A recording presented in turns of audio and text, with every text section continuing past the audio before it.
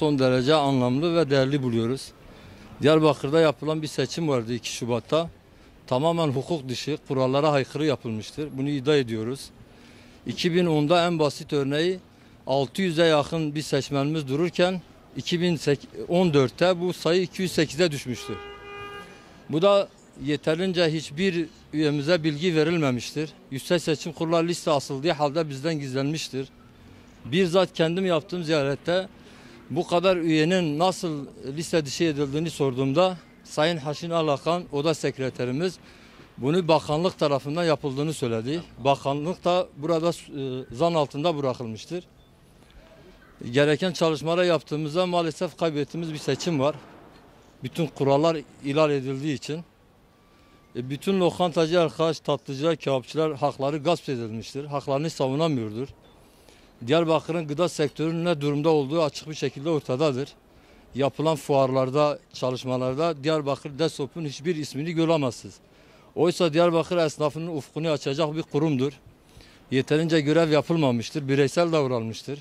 Çıkar ilişkilerin artık son bulması, Diyarbakır'ın şiddetten uzaklaşması gerekiyor. Tamamen hukuka uygun hizmetler yapılması gerekiyor. Bu inancı taşıyoruz.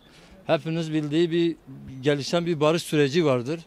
Burada akın akın gelen turistleri beklerken biz kendi iş sorunlarımızı halledemiyoruz.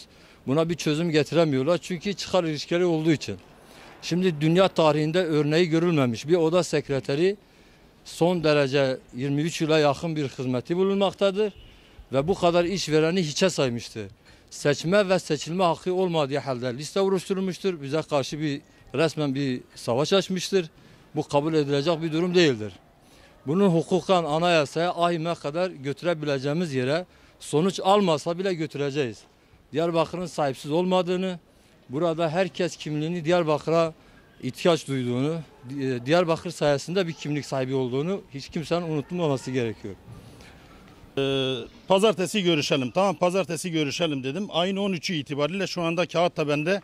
Ayın 13'ü itibariyle aidatları ödemeye gittiğim zaman listenin hani askı günü burada bak, ayın 13'ü itibariyle ben aidatımı ödemişim. 13'ünde listeyi sorduğumda listenin ve seçimin daha belli olmadığını, o esnada liste ve hazırın listesinin askıda olduğunu sonradan öğrendik.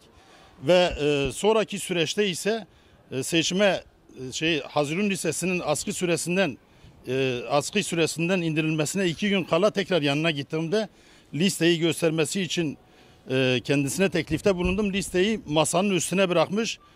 Kimsenin de bakmaması konusunda kesinlikle kimseye baktırmıyoruz ve dolayısıyla oradaki diğer oda sekreterlerinin de nezdinde bir tartışmamız oldu.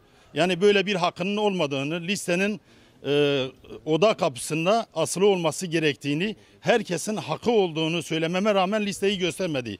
Ve ben Yüksek Seçim Kurulu'na geldim. Bağlar İlçe Yüksek Seçim Kurulu'nda ben kendi şeyimi almaya çalıştım, isim hakkımı almaya çalıştım. Sonra listeye baktığımızda birçok esnaf arkadaşımızın isminin olmadığını gördük. Hepiniz hoş geldiniz. Göstermiş olduğunuz duyarlılık açısından hepinize çok teşekkür ediyoruz. Arkadaşlarımızın belirtmiş olduğu tüm hususlar gerçekten de birebir doğrudur. Biz bununla ilgili olarak geçen haftadan başlamak üzere bir hukuki süreçte başlatmış bulunuyoruz. Şimdi daha önce yapmış olduğumuz biliyorsunuz seçimlerden sonra biz Bağlar Seçim Kurulu'na bir başvuru yaptık ve bu seçimin iptalini istedik. Bununla birlikte yapılan usulsüzlüklerin hepsini seçim kuruluna izah ettik, başvuru yaptık.